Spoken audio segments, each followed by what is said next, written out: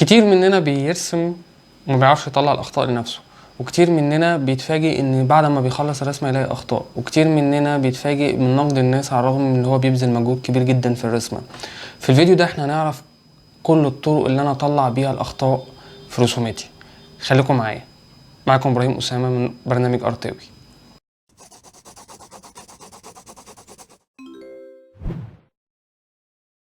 اول طريقه بعرف بيها الاخطاء بتاعتي في الرسومات ان انا احط الرسمه بتاعتي قصاد مرايه.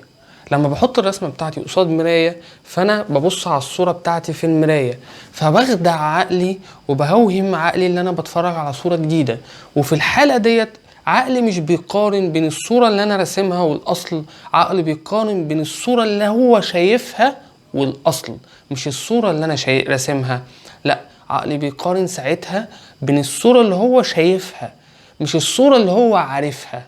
بمعنى اصح ساعتها هو بيشوف اخطاء او بيشوف حاجات هو ما كانش شايفها قبل كده. دي اول طريقة ان انا بحط الصورة بتاعتي قصاد مراية. تاني طريقة ان انا ابص للصورة بتاعتي من الموبايل. لما ابص للصورة بتاعتي من الموبايل، انا لما بشتغل وانا شغال في اي رسمة ببص لجزء معين في الرسمة.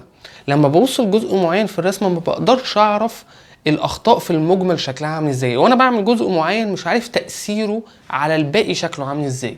فلما ببص للصورة في الموبايل بشوفها في المجمل، ولما بشوفها في المجمل بقدر اشوف تأثير كل جزء على الاجزاء اللي حواليه شكله عامل ازاي.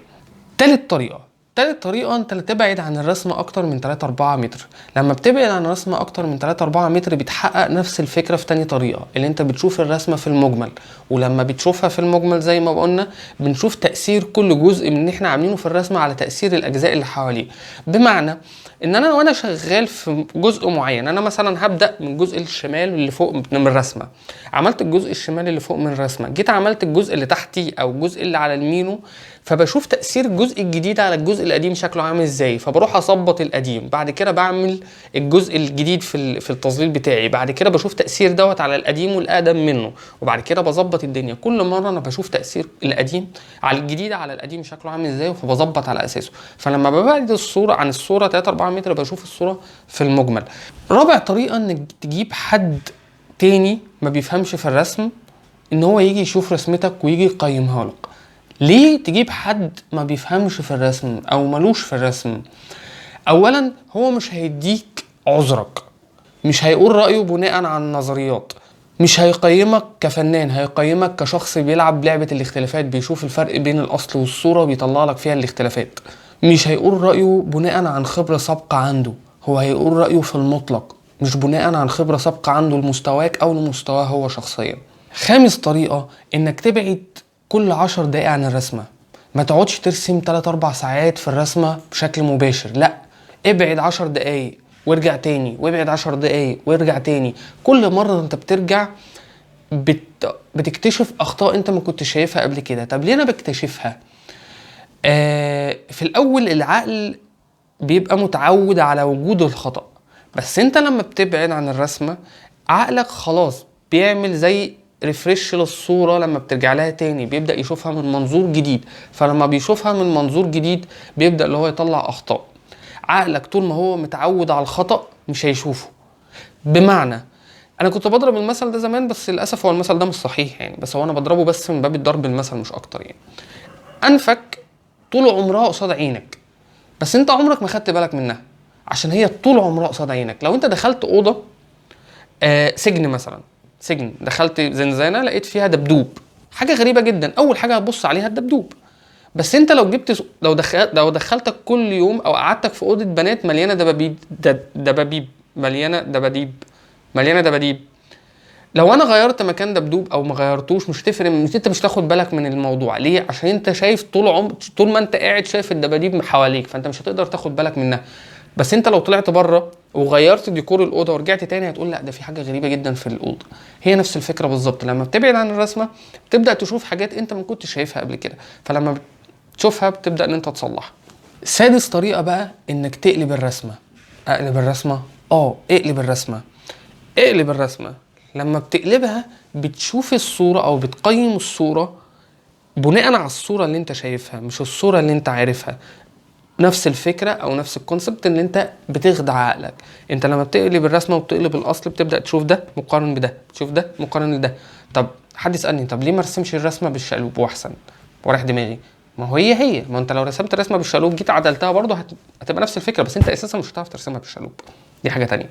بس هي الفكره ان انت بتخدع عقلك، فلما بتقلب الرسمه بتبدا ان انت تقيم جزء من الرسمه، مش وانت حاطط فرضيات سابقه عن الرسمه او عن الصوره، انت بتشوفها كصوره جديده عليك. تابع طريقه بقى هي دراسه المناطق السلبيه في الصوره. يعني ايه دراسه المناطق السلبيه في الصوره؟ انت راسم صوره معينه، في اماكن فاضيه في بره الصوره، في اماكن فاضيه بره الصوره، فانت بتدرس الاماكن الفاضيه اللي بره الصوره ديت شكلها عامل ازاي بالنسبه للاماكن الفاضيه اللي بره الصوره في الاصل. انت رسمت رسمه معينه، ادي الورقه اهي، رسمت رسمه معينه، فانت بتقارن بايه بقى؟ مش بتقارن الشكل نفسه اللي انت رسمه، لا، انت بتقارن الفراغات اللي اتبقت في الصوره شكلها عامل ازاي بالنسبه للفراغات اللي اتبقت في الصوره في الاصل شكلها عامل ازاي. ودي طريقه سهله جدا وبسيطه يعني، ومش تاخد منك وقت. تامن طريقه بقى، والطريقه دي انا مش بفضلها خالص ومش برشحها لكم، بس هو احنا بنعرفها من باب العلم بالشيء عشان لو شفنا حد اجنبي بيعملها ولا حاجه. تامن طريقه ديت يعني نقدر نقول اللي هي انت بتخدع فيها نفسك، مش بتخدع فيها اللي حواليك، مش انت بتخدع فيها نفسك يعني. هي ايه؟ انت مثلا بترسم بورتريه وجي عند رسمه البق انت مش عارف تظبطه، كل شويه بتحاول تظبطه مش راضي يتظبط، ومش راضي يتظبط بالنسبه لباقي البورتريه، هتعمل ايه؟ الحل الوحيد ان انت تجيب شفافه، ورق شفاف كلك، وتشف الرسمه اللي انت راسمها. حلو لحد دلوقتي؟ وتجيب الاصل اللي انت راسم منها، وفي حته يعني مختلفه في نفس الورقه الشفافه، وتشف البق الاصل، وتمسك الورقه الشفافه وتقارن البق بالبق بس. يعني انت هتقارن البق بالبق، مش مالكش دعوه بقى باقي البورتريه، ده شيء ما يخصكش، انت هتقارن الجزء اللي انت عايز تراجعه بس. هتقارن شكل البق بشكل البق، ده عايز يتظبط شويه من هنا، ده عايز يتظبط شويه، فبناء على اللي انت شفته او بناء على الاختلافات اللي انت شايفها بتبدا ان انت تطبقها في الرسمه بتاعتك. والطريقه دي يا جماعه انا مش بفضلها عشان مفيش حد يفتكر ان انا بعملها في الورش عندي، انا ما بتكلمش عنها خالص، ومش حد يعرف عندي في الورشه اساسا الطريقه ديت. وبكده انا خلصت لكم الثمان نقط الاساسيه او الثمان طرق الاساسيه اللي انا بعرف بيهم الاخطاء في رسومتي. طيب من ضمن الحاجات البسيطه اللي انا بعرف بيها الاخطاء في رسوماتي وانا شغال، مش بعد ما الرسمه تخلص اوت لاين على الاقل، لا وانا شغال، ان انا مثلا غلطت في خط وانا عارف ان انا غلطت في خط. مش كتير مننا بعد ما بيغلط في الخط يمسحه وبعد كده يعيد الخط تاني فيكتشف ان هو نفس الخط، وهو نفس الغباء، وهو نفس الاخطاء، وتحس كده بكميه غباء رهيبه وتقعد تشد في شعرك. طب ما انا كنت غلطان، رجعت اعمل خط هو غلط ليه؟ الموضوع بسيط جدا. عقل الانسان في ذاكره اسمها ذاكره مؤقته. انت بتعمل ايه؟ زي الرامات بتاعه الكمبيوتر بالظبط. انت بتعمل ايه؟ بتعمل الخطا، فده بيتسجل عندك في الذاكره المؤقته مش في الذاكره الدائمه. بعد كده بتعمل ايه؟ بتمسح الخطا.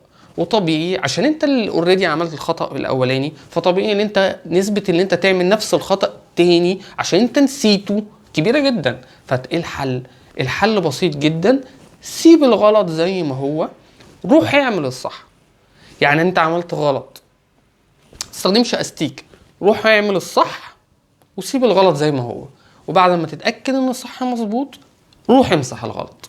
ودي طريقه كويسه جدا في اللي انت تشتغل. ما تستخدمش الاستيكه خالص وانت بترسم، سيب الخطوط بتاعتك زي ما هي.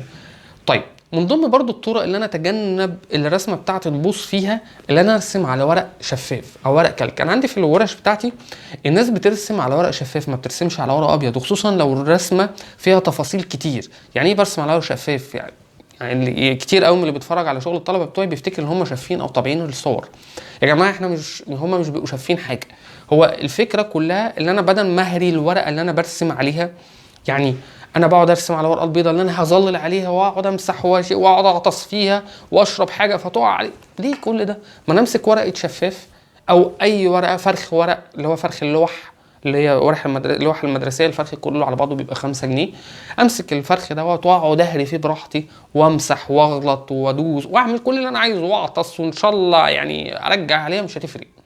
بعد ما اخلص الرسمه بتاعتي اروح حاطط مشخبط في ظهرها وبعد كده بمسك الورقه اللي انا هشتغل عليها واروح حاططها فوقيها وابدا ان انا ادوس على الاوتلاين بالراحه فيبدا يطبع عندي. طيب ايه المستفاد من الموضوع ده؟ على فكره الموضوع ده انا مش جايبه من عندي، يعني مش جايبه من عندي، الموضوع ده بقاله 500 سنه كانوا بيستخدموه في الاتيليهات بتوعت زمان في عصر النهضه والكلام ده. بيستخدموه ازاي؟ كان في حاجه اسمها ايقونات وفي حاجه اسمها لوح تجاريه طب بيعملوها ازاي؟ بيعملوا اسطمبه، والاسطمبه دي بناء عليها بيعملوا منها كتير. يعني بيعمل لوحه اوتلاين تبقى دي اللي انا هعمل منها كتير، هطبعها كتير جدا. هي نفس الفكره بالظبط. وانا بصراحه انا ما خدتش الموضوع من قرايتي يعني في العصر النهضه والكلام ده، انا خدت الموضوع من الايرانيين. الايرانيين بيرسموا على ورق كلك الاول، وبعد ما بيعملوا كل اللي هم عايزينه على ورق الكلك بيبداوا يطبعوا الرسمه بتاعتهم على اللوحه اللي هم عايزين يرسموا عليها، فتبدا الورقه تبقى نظيفه جدا وما فيهاش اي بصمات، ما فيهاش اي مسح، ما فيهاش اي اثار لخطوط، ما فيهاش اي حاجه. فبالتالي انت بتقدر ان انت تحافظ على الرسمه بتاعتك على قد ما تقدر.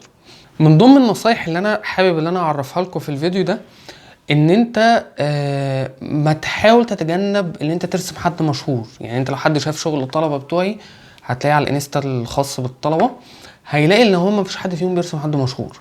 ليه بقى؟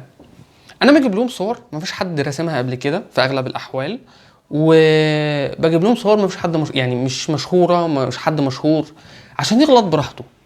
الوش تخن شويه، الوش رفع شويه، المناخير طولت حاجه بسيطه، الشعر بدل ما هو ناعم بقى خشن، التغييرات البسيطه ديت اللي الهدف منها ان انت تقيم اللوحه كلوحه، مش تقيم اللوحه بناء على معرفتك بالاصل. كتير قوي من الناس المبتدئين بيبقى سعيه كله اللي هو يرسم حد مشهور عشان يشوف انبهار الناس، اللي هو ايه ده انت راسم عبد الحليم، ايه ده انت راسم محمد منير. هو انت جايب شبه. فابعد عن المرحله دي وما تحطش نفسك في الخانه، في خانه اللي انت تبقى في وضع اختبار دايما من الناس. ارسم حد مش مشهور فالناس هتقيم اللوحه كلوحه، او هتقيم البورتريه كبورتريه. بناء على ايه بتقيم البورتريه كبورتريه يا ابني؟